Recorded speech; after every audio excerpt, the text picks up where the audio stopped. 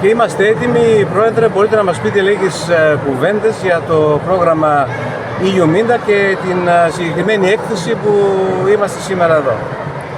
Βρισκόμαστε στην Attica Green Expo, μία από τις μεγαλύτερες, αν όχι η μεγαλύτερη έκθεση που ασχολείται με την πράσινη ανάπτυξη, την πράσινη μετάβαση, με πολύ μεγάλη συμμετοχή τόσο από κόσμο αλλά κυρίως από παιδιά, μαθητές και σχολεία, και ήρθαμε εδώ να προβάλλουμε το τι τελικά γίνεται εκεί στην Δυτική Μακεδονία, που απολύτως φυσιολογικό για μας θα ήταν οι εκτάσεις όλες αυτές των ορυχείων που πλέον έχουν κλείσει με την ελαχιστοποίηση και το κλείσιμο της λιγνητικής δραστηριότητας, να επιστρέψουν ως καλλιεργήσιμη γη, ως έφορη γη πλέον πίσω στην τοπική κοινωνία.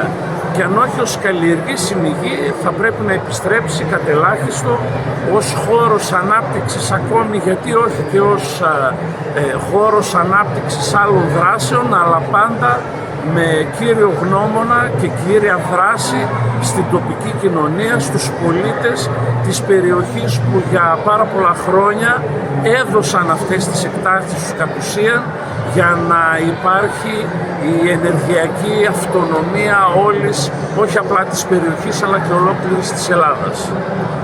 Σας ευχαριστούμε πάρα πολύ. Και εγώ ευχαριστώ.